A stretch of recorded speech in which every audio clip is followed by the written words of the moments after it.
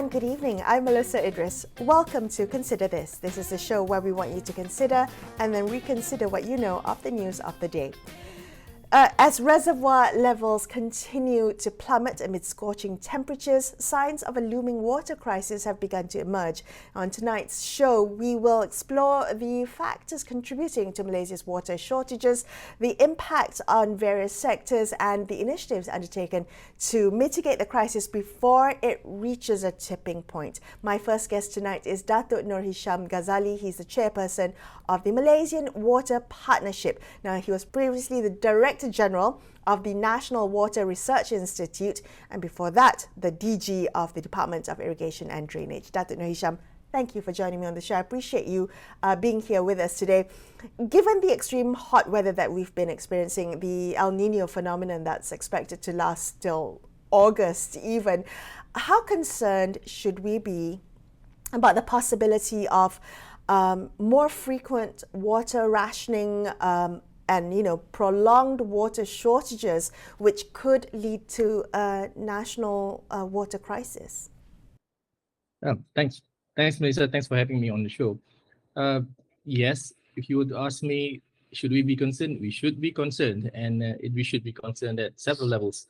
The government should be concerned, and also we, the consumers, should also be concerned, because there are certain things that we are able to do to mitigate the impacts, and some of those rest with the individuals, but some of those rest with the government and the powers that be.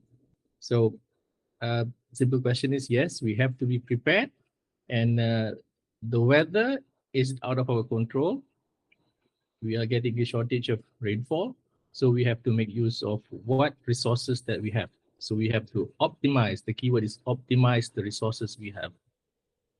Well, what do you mean by that? Optimize the resources? You mean resources as in the water that we already have? Yes. So if you have a certain amount of water stored, so you use it carefully, prudently. So make sure that you are using the minimum that is required for your purposes, not in excess. You can cut down the washing of your cars from twice a week to once a week, or twice a month to once a month, up to you, depending on your practice.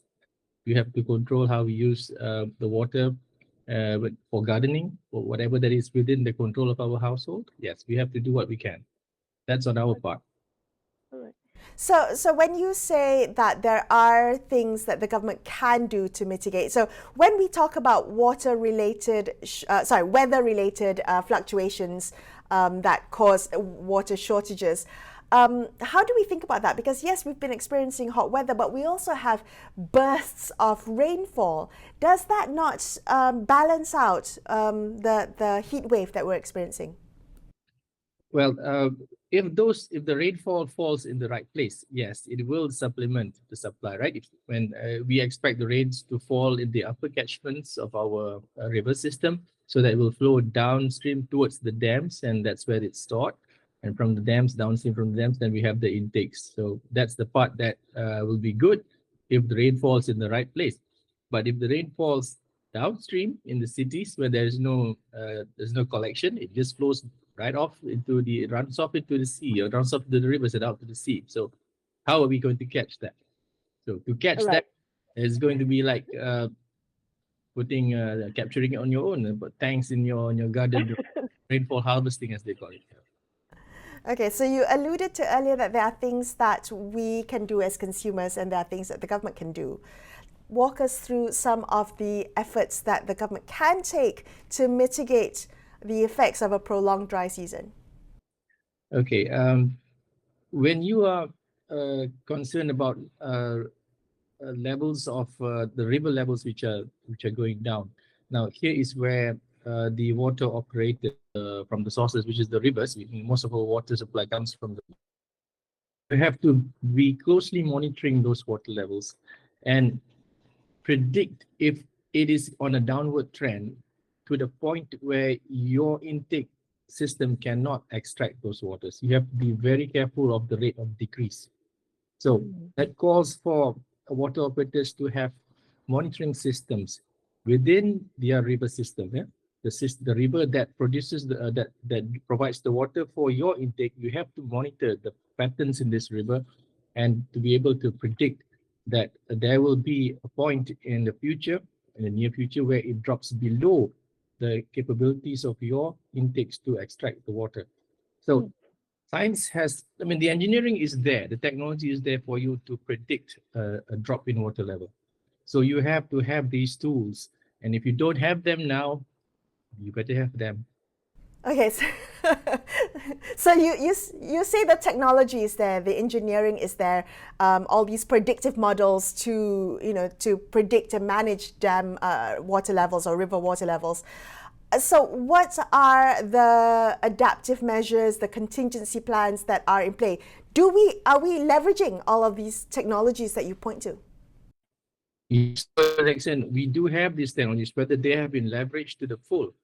This is the optimization part. Yes, so the second part of the answer is that now the tools are available for you to predict the trends in the water levels in the rivers, but you must be able to have what you call a response system to take action on, right?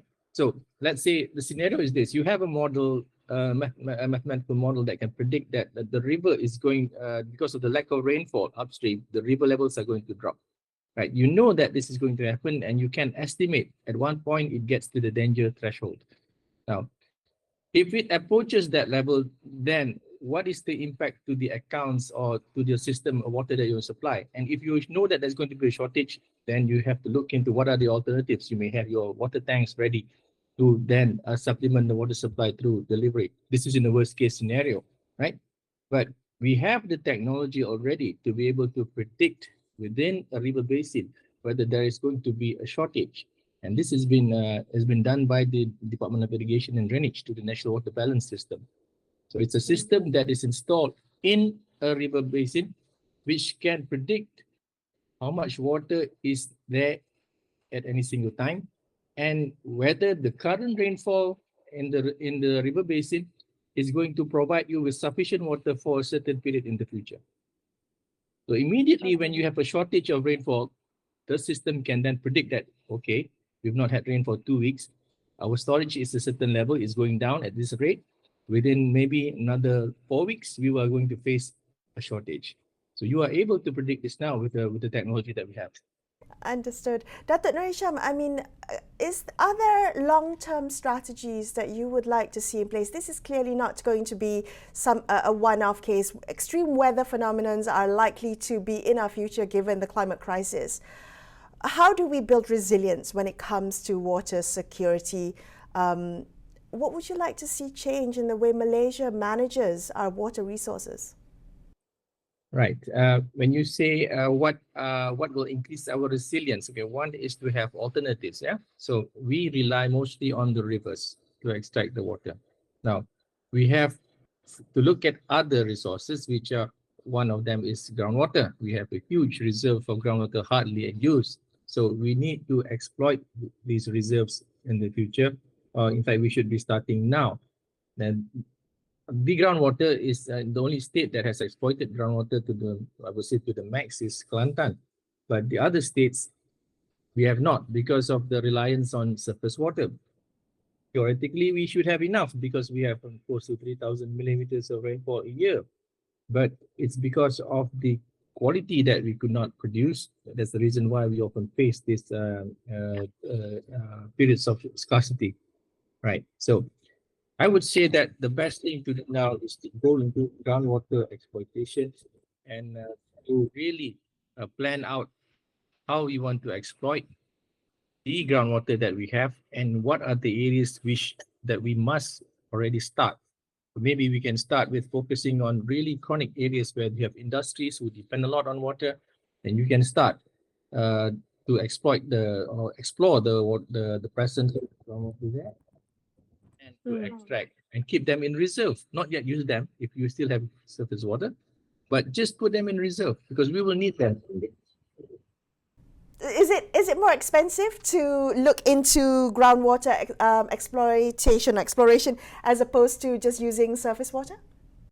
There will be costs because it requires you to first do the it's like prospecting for the groundwater. I mean, we have Jabatan Mineral and Geoscience to do that for us, and they can map out where the aquifers are. So that's the first thing. We already have the technology for this, but the next step is to start extracting them for the purpose of um, additional source, just like what we are doing in Selangor. When Selangor state government has created the HORAS program, or now we call it Takungan Air Pinggir Sungai, or the off-river storage. Yeah, so it's working. It's serving the old mining ponds. Some of them are being used for a supplementary water supply, so it's good. And this is one source. So groundwater is the next source. So it's going to cost money, of course. I mean, any alternative that you use will require funds and commitment from the government. Some countries have gone into desalination, which is really expensive. They say that what choice do we have? Is either we look at the surface water, which is from rain, or from groundwater, or other than that, we have to look at salt water. Okay, so there are avenues, there are other options for us, not just depending on rainfall. Datuk Nur Hisham, thank you so much for joining me on the show. I appreciate your time. That was Datuk Nur Hisham Ghazali, chairperson of the Malaysian Water Partnership. We're going to take a quick break here and consider this. We'll be back with more. Stay tuned.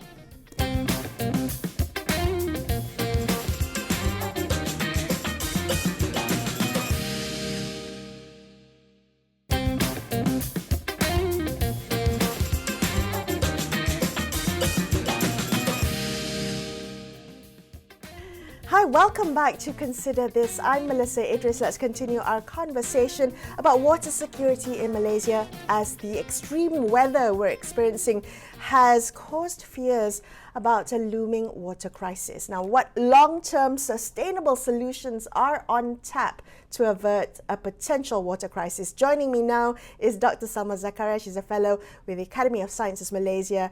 Dr. Salmah, thank you for being on the show today. I'm hoping we can start big picture.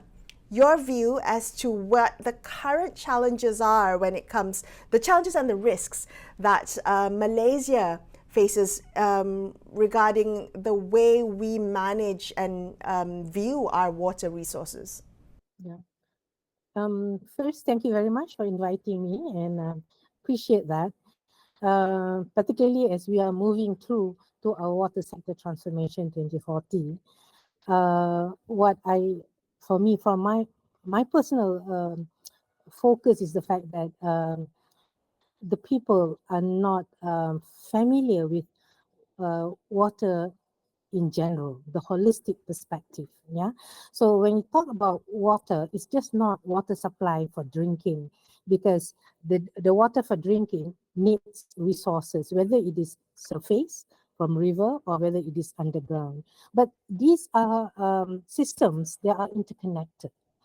And when you talk about, say, river basins, for example, the river basins in Malaysia, I think it's nearly 3,000, and they are, in a sense, jigsaw puzzles of the landmass.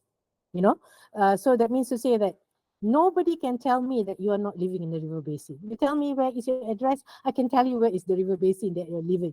So that means whoever we are, we have to look after our own river basin, which means that our aduns, our MPs, I wish they would look into their river basins and be able to help their people to try to manage the water. Because if you're anticipating the government services, by the way, I'm a retired government officer, there's no way you can get the things done. That's why underwater sector transformation, we place people as the lead, the one that will lead the thing forward to understand and to help and to then become pressure group where necessary. Can I ask you about that? Because I think no matter how grand the plans are on paper, water sector transformation and the like, it really boils down to public attitudes towards water, public attitudes and political attitudes towards water resources. How would you characterize the way the public sees water as a resource and how politicians may use that as political fodder in their political quests for votes? I think what you say is right. It's a political fodder for the politicians, and it is us, the citizens, that need to steer these politicians too. They steer us, we need to steer them, to tell them that, this is the only country we have.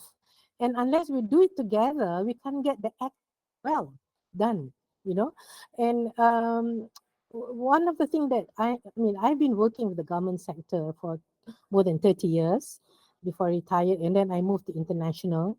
And, if you look at Malaysia, the public is always saying, oh, the government should do this, the government should do that, and the politician will say, oh, this department is going to do that, this department is going to do this. Let me ask the question to myself and to everybody else. How do we know that this or that person is going to do it? Do they know what to do? Have we been giving the correct information what needs to be done? Because, even like when we completed the water sector transformation by 2040, and it's to be implemented, because it has an action plan. But if that action plan is not implemented, what's the use? It will just be a dream that go down the down the drain, But essentially, we need to work together, whether we are in the private sector, public sector, communities, or we are the parliamentarians or things like that. The parliamentarians, the MP, the ADUNs need to know which river basin their constituents are. Do they know? I used to be head of my agency. When I have new people coming in, I used to ask them, what's the nearest river near you? And the answer is, varied. One of them is, oh, no more rivers. The rivers are closed, all drained. So that means to say, even, technical people, graduates, don't seem to understand. And unless the political side can help us to spread this thing that this is a joint effort. It's not a departmental effort or a single agency effort. It is our own effort. If you want to have what do you call that, security and sustainability. Security is just not water supply. Security from floods, security from pollution, and things like that. So it's a lot more than just water supply. Right. As you pointed out, water is not just about water cuts, right? It's everything to do with even flooding, and that is indiscriminate. It goes everywhere. It affects the entire country. Can we talk a little bit about the water sector transformation? I'm quite curious about that. We have this grand plans to ensure that we are managing our water resources well. How far along are we in achieving those goals, and what are the implications or consequences if we don't get our act together now and manage our water resources well? Now, we've always seen some of the problems. You have water cuts, unscheduled cuts, this and that. Now, that unscheduled cuts is sometimes because of pollution, and sometimes because the infrastructure is not managed, or it's been destroyed, or whatever it is. These are parts and parcel of the water sector transformation. Now, in this water sector transformation, the Academy of Sciences was doing this as commissioned from Economic Planning Unit. And initially, we actually prepared a strategic plan for the 12 Malaysia plan. But that's not what they call that, have enough time. 5 years you cannot do much. Look at the 12 Malaysia plan. It's supposed to be starting at 12 Malaysia plan 2021. Now it's already 2023. So the powers that be wanted us to look and have a longer vision for 20 years, so that within 20 years we can look at what is missing, start what is it now that we need to focus, and then move on.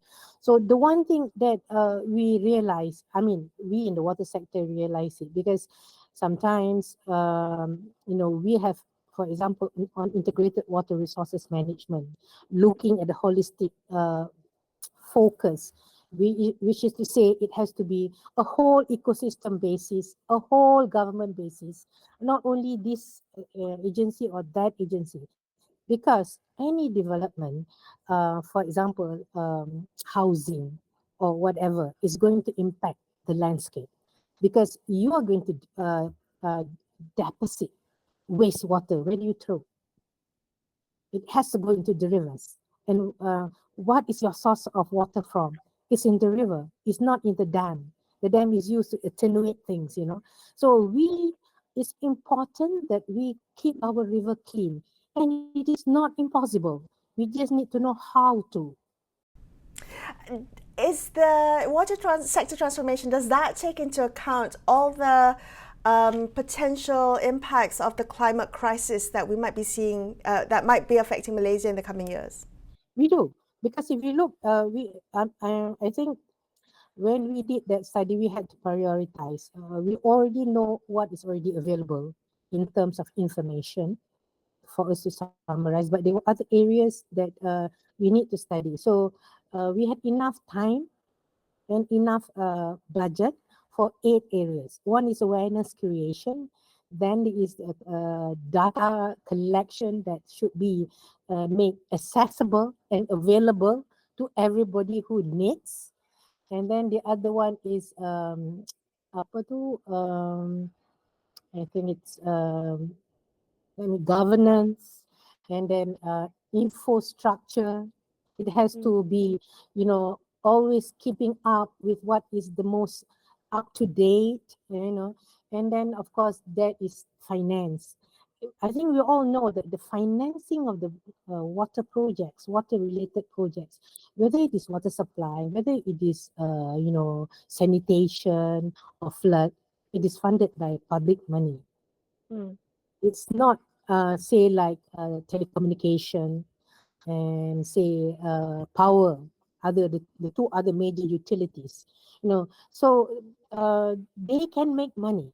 It is much easier to control the energy flow and the what they call that telecommunication flow than water, because water, it just flows everywhere. Okay, so on that note about financing and the fact that water as a utility is publicly funded, do you think that we're paying far too little for our water as consumers? I do. I think we have not made the public understand because of the political, implication. So everybody wants to show they are the one who fight for the people. I think we now have to fight for the country, not only the people, for the sustainable of the country, sustainability of the country. We have to make sure our acts are in place.